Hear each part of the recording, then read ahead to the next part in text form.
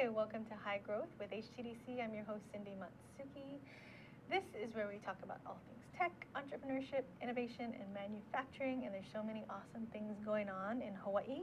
If you have any questions during our show, you can tweet us at ThinkTech HI. And we'll be checking those out during the break. But before we get started for our show, I wanted to let you know about an upcoming event that is very relevant to our guests and our topic today. This Friday and Saturday is Reboot the Commute, which is a design challenge around transportation. And HTDC and the Energy Accelerator will be hosting this event, and it's going to bring together developers, designers, entrepreneurs, and creators who want to make the journey better for travelers.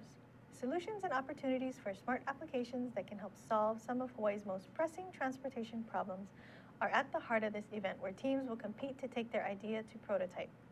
The prizes will include cash, a chance to pitch at Startup Paradise Demo Day, as well as co-workspace membership for a month to help you get your idea off the ground.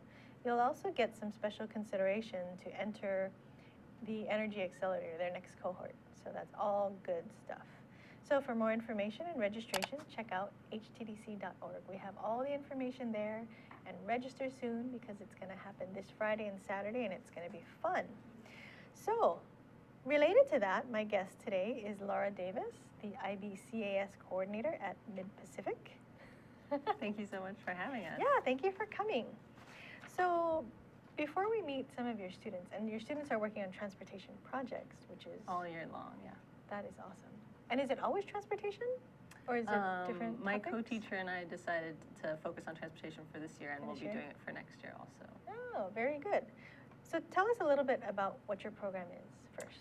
So I get to teach at Mid-Pacific in Manoa Valley for Mid-Pacific Exploratory, which is sort of a little sub 9th and 10th grade program that students can opt into, which combines all the core content of their English, U.S. history, physics, math is Algebra 2 into project-based learning. That's awesome. Yeah, and we try to integrate the arts and entrepreneurship in everything that we do. Wow. Only 9th and 10th grade? What happens in 11th and 12th grade? In 11th and 12th grade, that's when we have the IB program. So many of our students choose to take courses in International Baccalaureate, which is sort of an internationally recognized curriculum. Huh. So it's a really nice transition. They get to do all the projects in 9th and 10th grade, and then they get to take advantage of the curriculum offers in 11th and 12th grade. Okay. And so give me an example of an Mpx project. So we got to do, we usually do a sort of a year-long project, and this year our year-long project was electric bicycles, because the physics really ties in nicely with that.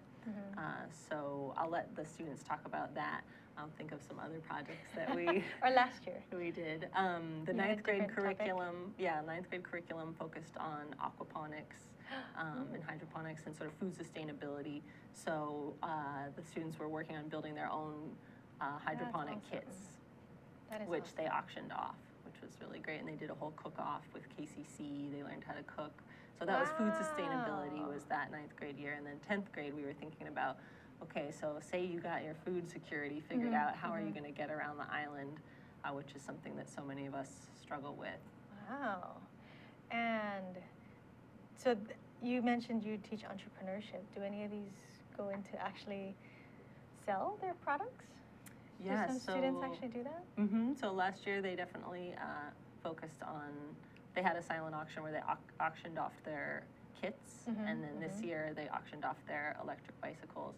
Actually, our silent auction is still going on. We just had our event yesterday, which was sort of the live auction, and the silent auction is continuing. So if people are interested in the electric bicycles, they can find us on Instagram. Oh, okay. Mpx 10 is our... On Instagram, if you search Mpx 10. Yeah. Okay. So you said they auction off the aquaponics kits.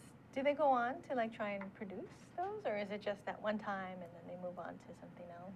Yeah, we're really hoping, especially with the 10th grade curriculum, that students get a sense of what it's like to have a teacher sort of run project versus a student-directed project. Ooh. So when it's teacher sort of guided a little bit more, then students tend to reach completion, but then when summer hits, they're kind of like, I'm out of here, you know? But if it's a student-directed project, which we call personal interest projects, we call it the PIP, then students tend to take it a bit further into the summer. Last year I had a student that designed surfboards, and he started selling some of them during the summer to his friends. That's awesome. Yeah, because if they spend their money on surfboards, they might as well learn how to make them for a lot cheaper. Yeah, so. yeah. And then start making money from it. Absolutely. Getting it sustainable, that's great. And then you mentioned you had an event for the silent auction last night. That was last night. Yeah, last night we had our Mpx marketplace, so everything from skateboards. So basically students were asked to combine their personal interest with some way to decrease our CO2 emissions on the island. So how can you combine your passion for writing or your passion for drawing or your passion for skateboarding with our problem of CO2 emissions on the island? That's a good challenge. Yeah, how can you use what you care about to address this problem that we're all facing collectively? That's great. Yeah, so several students came up with really innovative solutions. We have one group that thought that more people would take the bus if the bus stations were not if the bus stations were beautified. And so they created these light boxes which have art in them. And so that would both make all the bus stations illuminated and beautified. So it wouldn't be so bad waiting for the bus. Right. So that was one idea like that they had. Another group started their own skateboard company using recycled wood that they got at Reuse Hawaii. So they were thinking to decrease the impact of instead of using. Well, there's plastic boards now, and those plastic last for a long time. Those small, narrow ones sometimes are plastic, or the wood. So wood is already reusable, but to use reused wood was another step. And then they that's great. Yeah, and they collaborated with a local board shop that's going to sell their boards, and also no way. Yeah, and they also contacted local artists who painted on their boards. So they're really trying to. In 10th grade, we're really pushing them to reach out, find your community partners. Into the community, exactly. That's great. Yeah, you're not alone in trying to make a step as an entrepreneur. Who else can collaborate with you? So do they actually pitch their ideas, or what happens at Marketplace?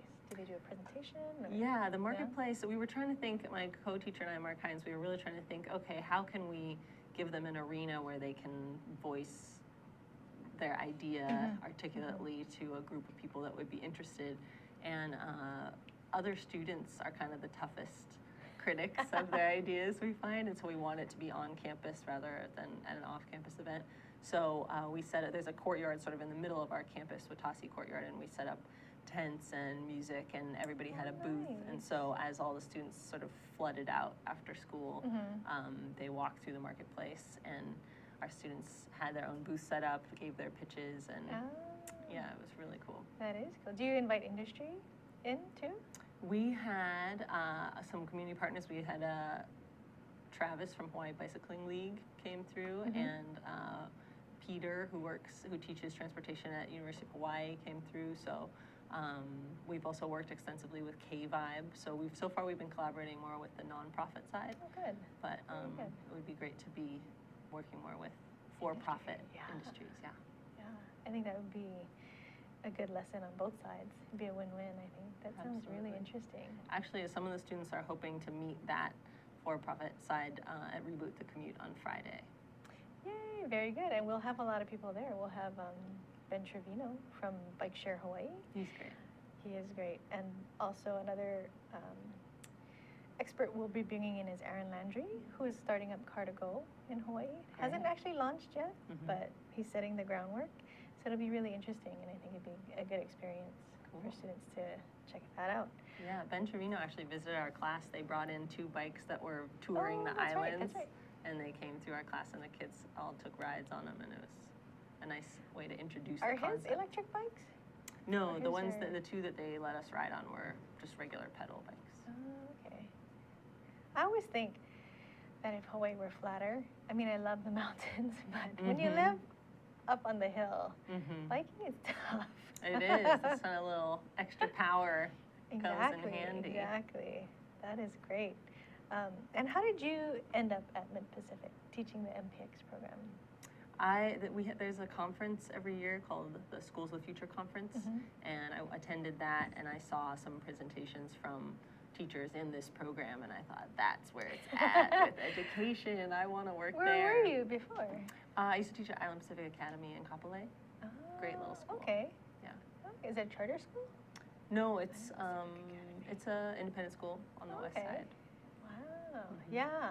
This program sounds really interesting, and I love the project-based learning, where the students are learning all these different subjects at the same time. But I don't think it feels as it's just a different way of learning because it's all focused on one topic, and it's actually real life application. Absolutely. Which is awesome. We like to think we're preparing them for not just college, but life beyond. Especially if you start building your community and your network, that's key. That is great. Yeah, these guys have been emailing with our partners. Kendall, who will be up in a minute, will tell you about her emailing with Travis from Hawaii Bicycling League, and that's getting organized for the marketplace. So. Oh, good. So we're going to take a quick break, and we're going to have your students on next. Great. So my guest today has been Laura Davis, and thank you so much for coming here and talking about your program. This is High Growth with HTDC. I'm your host, Cindy Matsuki, and we're on ThinkTech Hawaii, and we'll be right back. Hi, I'm Ethan Allen. I host Likeable Science on ThinkTech Hawaii, and I do this because I care about science literacy in Hawaii. I want to spread the understanding that science is a vital and interesting part of everyone's life. I want to make sure the broadest possible spectrum of people understand the beauty and the value of science and realize that science plays out each and every day of their lives. I want you to understand that science is fun. So we bring onto this show each week guests who are scientists, from astronomers to zoologists, and we talk about what they do and how they do it. But most importantly, we talk about why you should care about their work, why you should see that their work has value and impact on your life. So I hope you'll join us Fridays, 1 p.m. here on ThinkTech Hawaii. You can watch us via live stream. You can watch us recorded on Olelo, and you can see us each week. We hope you'll join us. Aloha, my name is Paul Jackson, better known as PJ, and my local interest is in sports. I have my own sports radio show at KWAI AM 1080 that you can stream live. I also have my own website, pjsportsradio.com. We have live guests in studio, and we talk about discussions and topics that everyone wants to know locally here on the islands.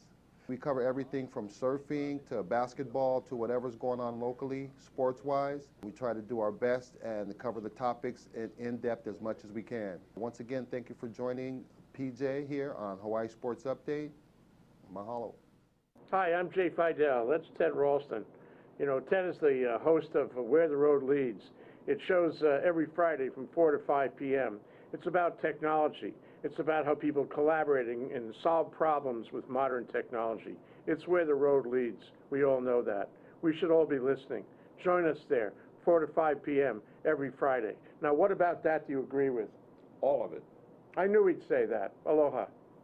Say aloha. Aloha. Good. Aloha, my name is Miley Scarpino, and I'm the host of the Empower Hour. If you're interested in health, nutrition, fitness, here on the island of Oahu, want to learn more about places to train at or different trainers available, then watch my show on Fridays at 3. We have a great time, and I hope that you'll come join us. Much aloha. Now go get swole. Aloha, my name is Josh Green. I'm a senator from the Big Island. I work in the ER there. But on Tuesday afternoons, I get to come and spend 45 minutes to an hour with Jay Fidel and the ThinkTech staff. They're terrific professionals.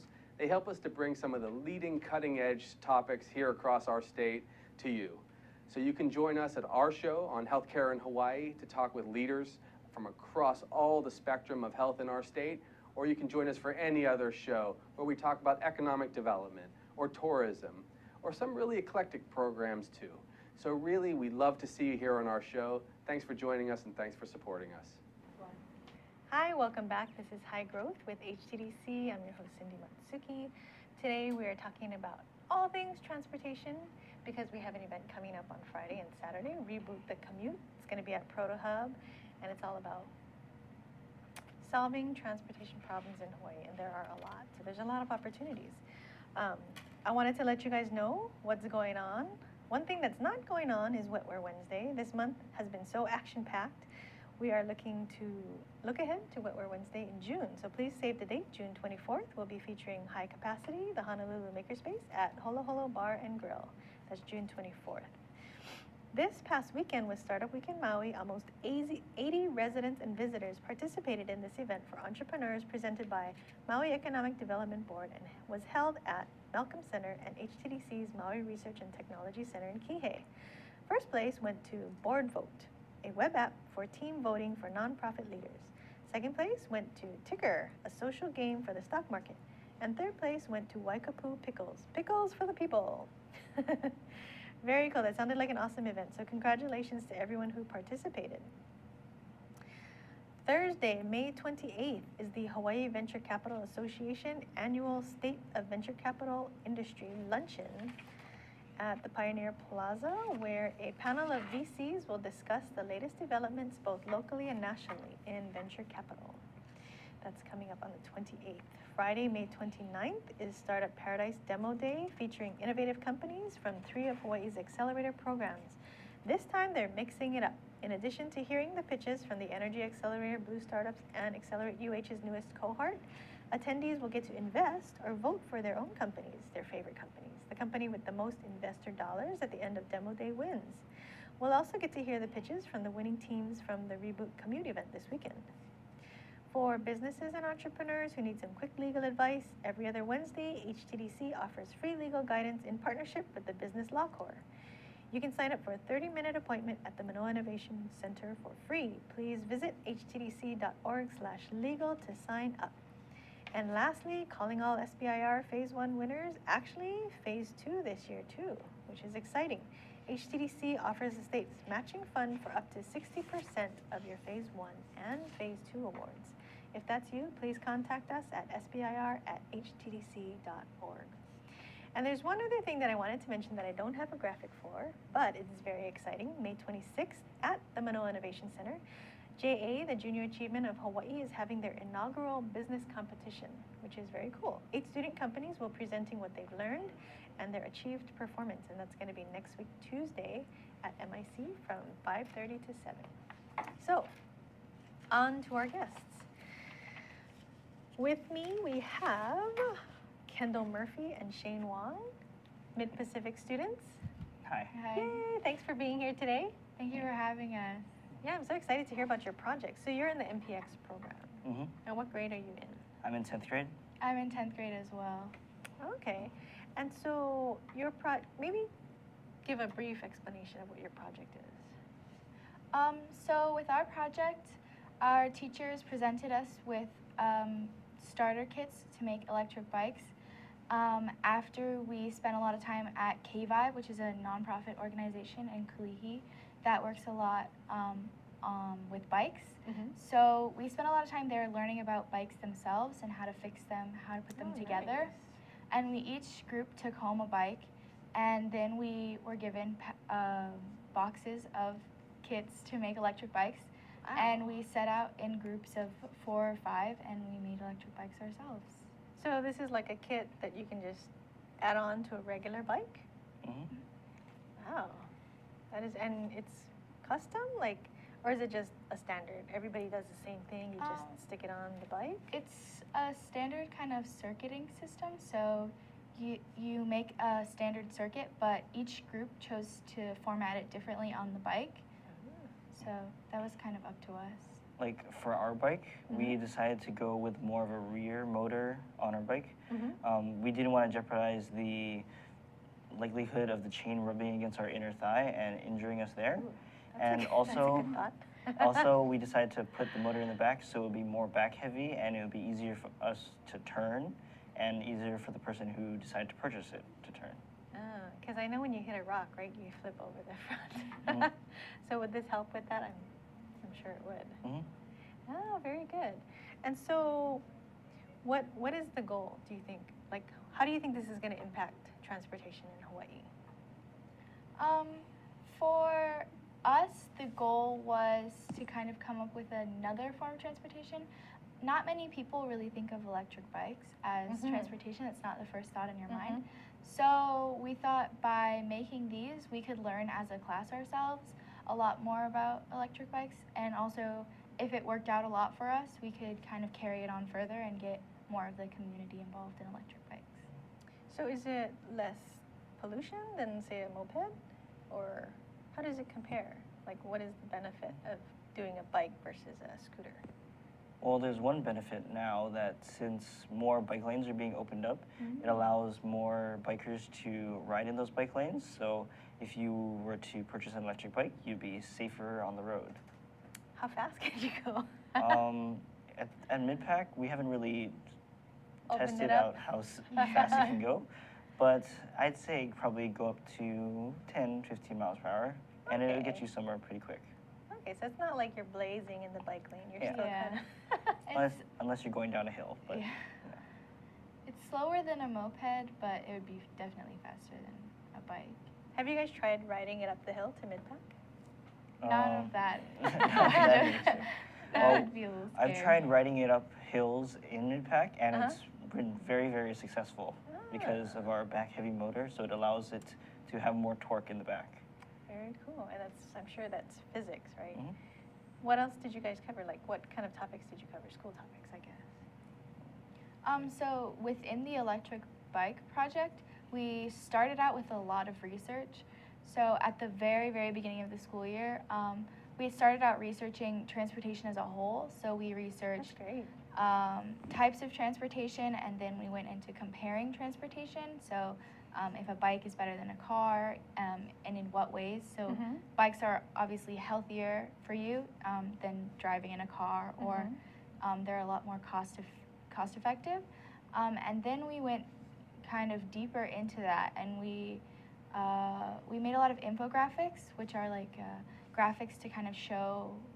It's a lot of information presentation with more With images. the data that you collected.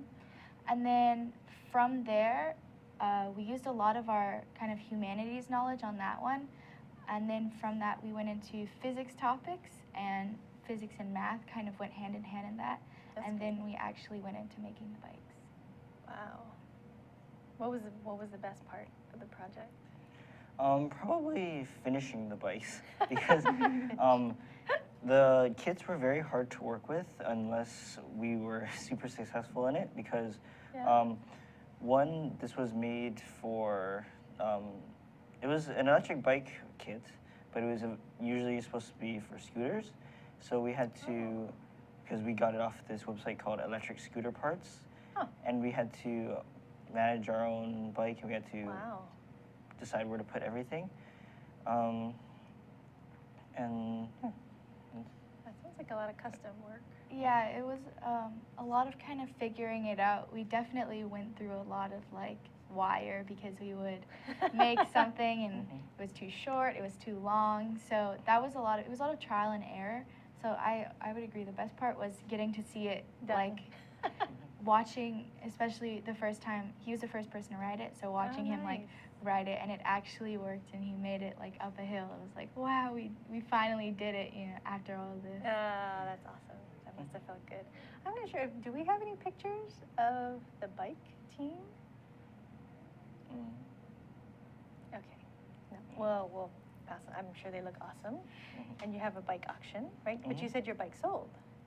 Yeah, That's we great. still have 3 more bikes, I believe, on the Instagram for auction, which is Mpx 10, and I believe the minimum bid is $50 for a bike. That's awesome. Very cool. And do you have to start pedaling to get the thing going, or? For some bikes, people decide to put the motor on the front sprocket, so you don't really have to pedal at all. But for our model that we did, since we put it at the back, it required us to pedal, but that made us have more control over the bike compared to just freewheeling it. So. But so is it not much pedaling? Like No, just it's definitely significantly less pedaling, like especially going up hills. You still have to pedal to kind of keep it moving. Oh, I see. So but it's more like an assist. yeah. Oh, so you can't just like cruise. Yeah. Oh, okay, I got it. I thought it was like fully like a scooter where you just kind of, you can just not pedal. Oh, okay, so you're always pedaling. Yeah, so it's still a little bit of exercise. Do you shift gears? Due to the design of our bike, we weren't able to shift gears, so we decided to put the motor chain on the most preferable gear for us. And then for other groups, they decided to allow the switching of the gears, so that's what they ended up doing. Wow. So what is your biggest insight in your transportation research that you find? Like, what would make the biggest difference in Hawaii for transportation? I'd probably say to open a lot more bike lanes to cater for more bike riders, because right now I think there's only one, maybe even two bike lanes that are open right now on King Street, and if even more bike lanes were able to open up, then that would be really, really good, and I could see a lot more bike riders come and ride. Are there a lot of people that bike on the sidewalks, or, I mean, even if there are no bike lanes, are there enough people that are biking? I think that once more protected bike lanes open, people will be into it. I don't know if you've seen the bike lane on University. It's in between two lanes of traffic. That's so I crazy. feel people. And it's really skinny. Yeah, I think people are more hesitant to bike in those because it's a lot scarier. So if it's easier for bicyclists, I think That's a lot true. more people will go out. That's true. If it's safer, if you feel safer doing it, definitely. Oh, very interesting. And we're going to take a quick break, and we're going to meet your other fellow students who are also doing another transportation project. Did you have any last words regarding your project? I think that's all. Yeah, I think that's it. You guys did awesome. I'm so excited to see your stuff. I'm going to check out your auction. So my guests for this segment have been Kendall Murphy and Shane Wong, Mid-Pacific students, 10th graders, very awesome, who are doing electric bikes. This is High Growth with HTDC. I'm your host, Cindy Matsuki, and we're on ThinkTech Hawaii, and we'll be right back. To Hawaii, the State of Clean Energy on Wednesday, and we have Sharon Moriwaki, my co-host and co-chair of the Hawaii Energy Policy Forum, and we have Warren Bohlmeyer today, a special guest with the Hawaii Renewable Energy Alliance, and also a member of the Hawaii Energy Policy Forum. In fact, he's our Renewable Energy Working Group Chair, so he takes care of all of our... You ought to see him in song and dance, too. He does the musical part of the show. Sharon is more serious than that, but not much more serious. So anyway, what do you think of this show? I mean, is this good?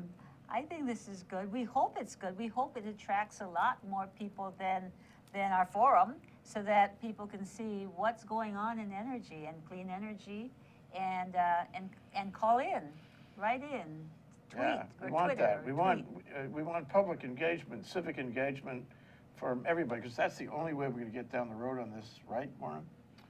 Yeah, I think so, and it's an opportunity for guys like me to share a little bit of their mana'o and sometimes get the facts right. Who was that guy that said, just give me the facts, you know, start with the facts and then work from there? Oh, it was Dragnet guy, right? Yeah, right. Oh, yeah. That was what I was just in grade school then. I barely remember that. Just the facts, man. man. Here on Hawaii, the State of Clean Energy, every Wednesday from 4 to 5. You'll see. Come back soon. Right, Sharon? Right. Warren? Yes. Hi, aloha. My name is Chris Leatham, and I host a show called The Economy and You. The show plays every Wednesday at noon, and on my show, I bring on guests who are interested or working in the technology space. And so I'd like you to come and watch the show and learn with me about all the sort of exciting things that we're doing in Hawaii to build and grow our economy ecosystem. So I'd like to say aloha, and I look forward to seeing you on the show. Thank you. Hi, I'm your host on ThinkTech Asia, Bill Sharp. I look forward to you joining us each Monday between 4 and 5 o'clock when we film right here in our studio in downtown Honolulu. The show, ThinkTech Asia, focuses on contemporary events in Asia. And by Asia, we mean anything from Hawaii, south to Australia and New Zealand, west to Pakistan, and as far north as the Russian Far East.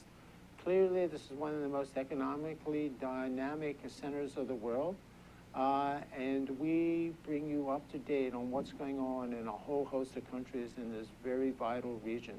We look forward to seeing you. Aloha. Hi, welcome back. This is High Growth with HTDC. I'm your host, Cindy Matsuki, and we are talking about all things tech, innovation, entrepreneurship, and manufacturing. And today we're talking especially about transportation, innovations in transportation. And we have some special guests. We have students from Mid-Pacific. We have Kailee, Mitsuyasu, and Mahina Smith. Thank you so much for being here with us today. Thank you for having us.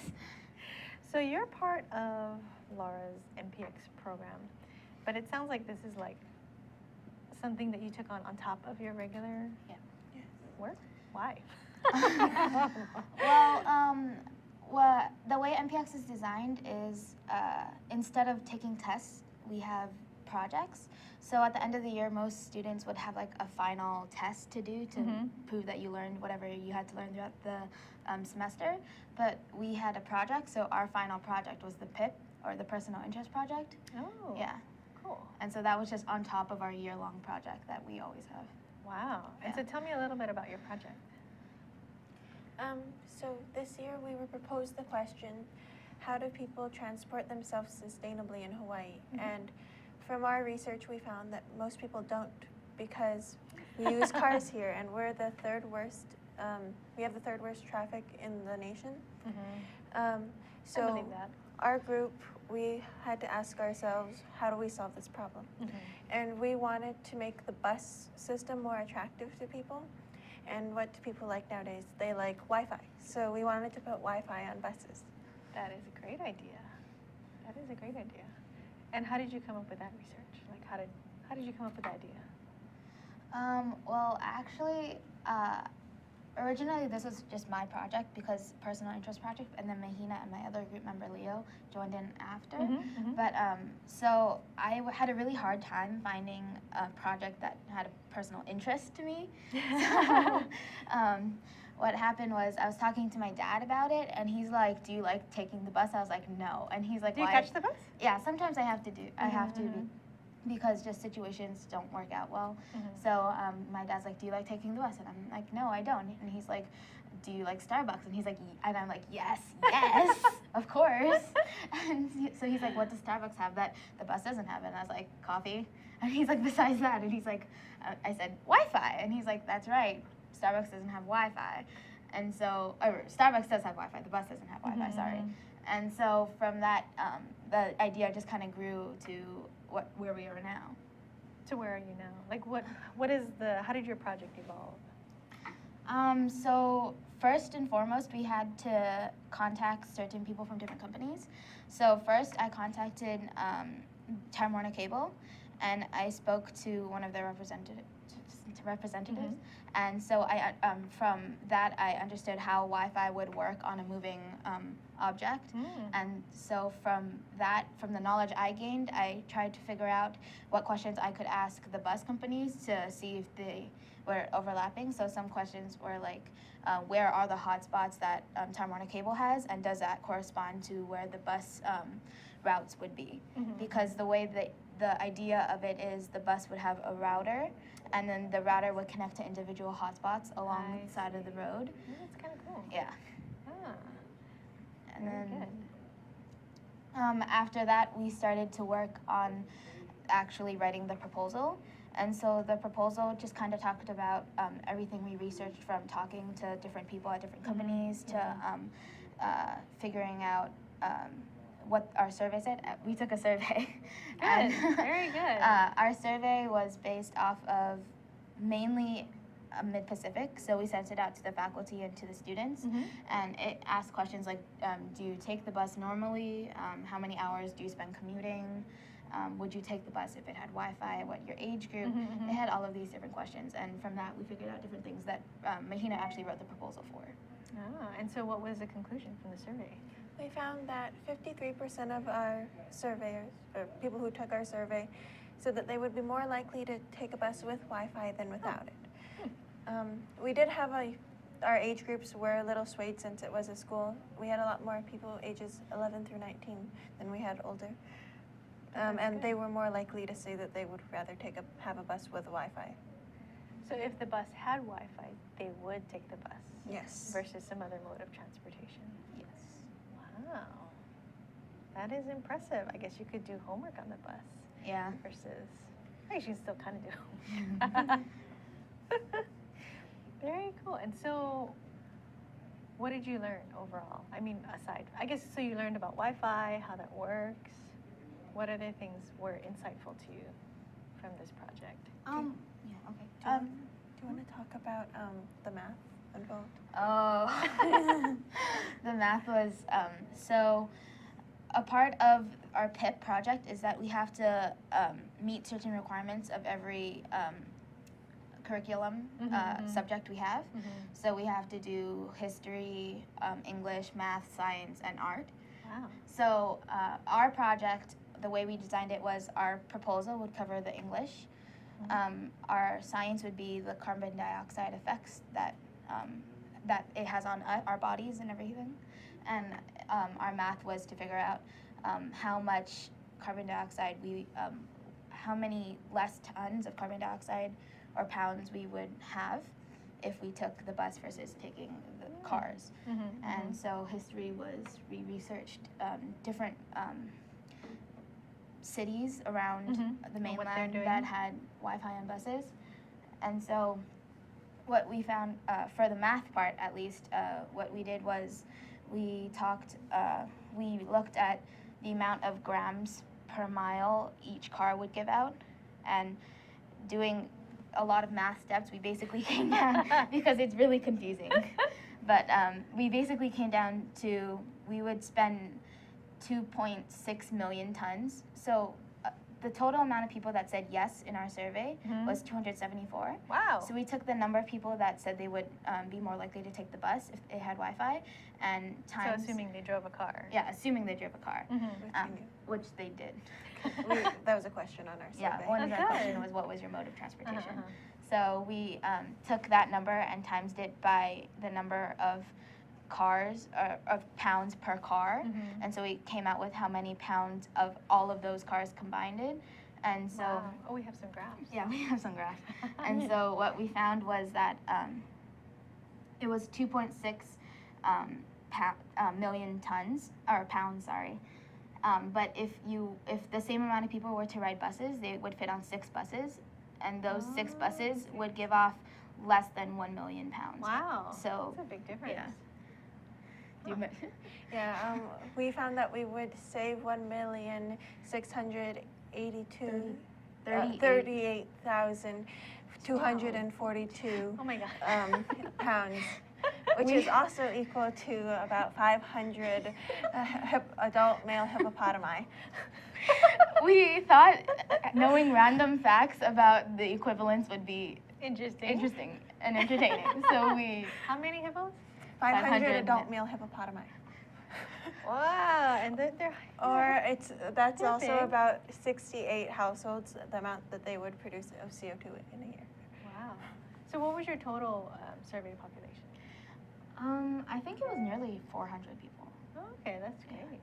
Huh. So considering the whole entire population of Hawaii, that would be a huge difference. Definitely. Very cool. And then, do you take it further than that? Like, did you actually talk to the bus? Yes, we did. The bus people? Yeah? And what was their feedback to you? We actually found that in 2006, they did a pilot study to see if the Wi-Fi on bus would be a necessity at that time. And so what they found out was that there weren't as many options of providing Wi-Fi on moving objects as there are now, because 2006 versus 2015. And so they actually came to the conclusion that Wi-Fi in buses was not a necessity at that time, and they'd rather spend their money on getting more buses or something. Does this, because I know the rail actually is bringing in some broadband as well. Yeah. So I think there's a good opportunity to tie those together too. Yeah. Right? So is that how, when you did your history research, other cities that are doing that, is that how they did it, where the buses actually were just routers and they connected to hotspots along the way? Different cities had different modes of ways of getting their Wi-Fi to customers. Some of them had connected to cell phone towers, and some of them connected to Wi-Fi's along the street. So cell phone towers obviously have a wider range, so they wouldn't have to connect so often.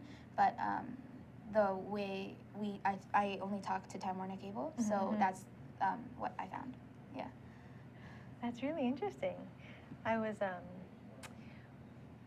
when we're doing our research for our transportation event this weekend, we learned about slugging. Have you guys heard of slugging? It's actually a little bit more about the buses, but it's something that happens in the DC area, in the metro area, where when they decided to build the HOV lanes, where you had to have, I think they started out with you had to have 4 commuters in your car to use the HOV lane. Mm. And so people started to see all these people waiting for the bus, and they would stop by the bus stop and ask people if they wanted a ride. And I thought that was so brilliant. So it's like this, it's a regular thing now where people will wait at certain spots, and people driving will just pick up these people, and they'll just ask, are you going to this spot? And there's just so many hubs that people will go to. And I thought that was really interesting, and it was very organic. So that's called slugging. But but it's interesting to see what different cities do. And did the cities that put Wi-Fi on their buses, did they see an increase in ridership? Oh yeah, definitely. Yeah? Yeah. And a decrease in pollution or a decrease in cars on the streets? Decrease in cars on the streets. Which equals to decrease in pollution as well. Decrease So in traffic. Yeah. Yeah, that's awesome. So did the bus seem receptive? We haven't submitted our proposals to them yet. But they were cooperative in emailing us back with responses. Oh, that would be so exciting. I'm excited to see if there's Wi-Fi on the bus soon. That would be great. Are you guys going to follow through with this project? Yeah. And take it Yeah, further? our audiences have been pretty perceptive so far, so. Yeah. That's great. Over the summer, even after school? Yeah. Yeah. Definitely. Awesome. That is when you know that your school projects are taking off, when students will just keep going, even after school's over. That's great. Thank you so much for being with me here today. Thank you. Thank you so Kailee, much. Mitsuyasu, and Mahina Smith. Good luck. I'm excited to see some Wi-Fi on the bus. I ride the bus every once in a while, and I think my kids will be starting to ride the bus soon. And thank everybody for watching and supporting our entrepreneurs in Hawaii. This is High Growth with HTDC, and we are on ThinkTech Hawaii. We'll see you next time. Thanks. Thank you.